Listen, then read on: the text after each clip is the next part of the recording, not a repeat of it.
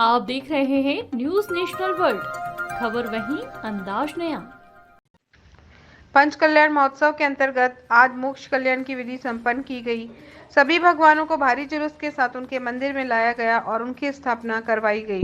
दरअसल संयोगितागंज दिगंबर मंदिर में 3 माह पूर्व 1000 वर्ष प्राचीन मूर्ति असावधानी से गिरकर खंडित हो गई। किसी भी मूर्ति का खंडित हो जाना बहुत अशुभ घटना मानी जाती है।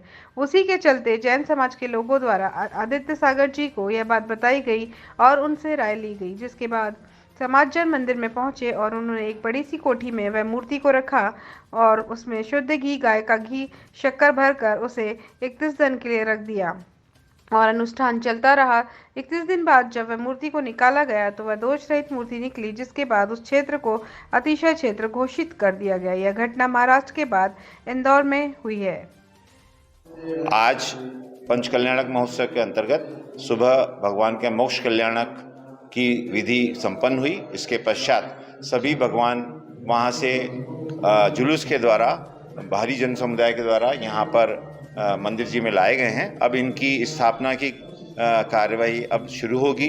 आचार्य मुनिवर श्री विशुद्ध सागर जी महाराज के परम शिष्य आदित्य सागर जी महाराज के निर्देशन में ये सब कार्यक्रम संपन्न हो रहा है और अतिशयकारी पार्श्वनाथ भगवान की प्रतिमा की स्थापना आज यहाँ पर पूरे धूमधाम के साथ की जा रही है।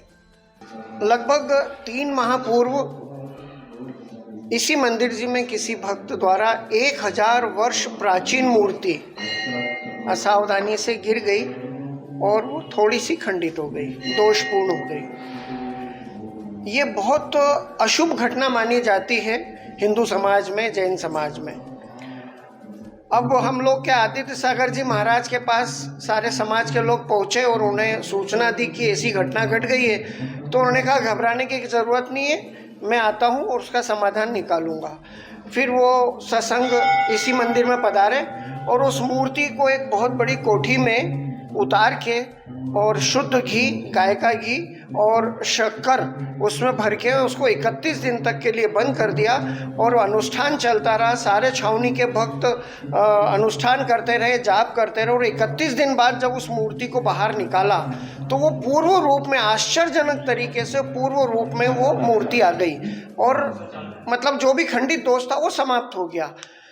उसके बाद आचार्य श्री ने, मुनि श्री ने इस क्षेत्र को अतिशय क्षेत्र घोषित किया, क्योंकि ये घटना महाराष्ट्र के कचनेर में ये घटना घट चुकी और उसी विधि से वो मूर्ति जुड़ी थी और ये दूसरी घटना अपने इंदौर में घटी है। तो ये बहुत बिरली घटनाएं होती हैं। तो महाराज जी ने इसको अतिशय क्षेत्र, अतिशय मतलब चमत्कार, और उस मूर्ति में अब इतना अतिशय आ गया है कि गुरुदेव ने उसको पहचान की है कि जो भी अपनी मनोकामना पूर्ण करेगा वो जो है पूर्ण होगी। और यहाँ पर एक बहुत सुंदर वेदी बनाई गई है। अभी थोड़ी देर पश्चात उस मूर्ति को विधि विधान पूर्वक यहाँ पर विराजित किया जाएगा। ये मंदिर कहाँ पर है? छावनी में? ये छावनी में पारसी मोहल्ले में स्थित है और 3 खंड का मंदिर है और इंदौर में किसी भी मंदिर में लिफ्ट सुविधा नहीं है। यहाँ पर कोई भी बुजुर्ग आ सकता है 3री मंजिल तक और अतिशयकारी पार्श्वनाथ भगवान के दर्शन कर सकता है। मैं MK जैन, प्रवक्ता,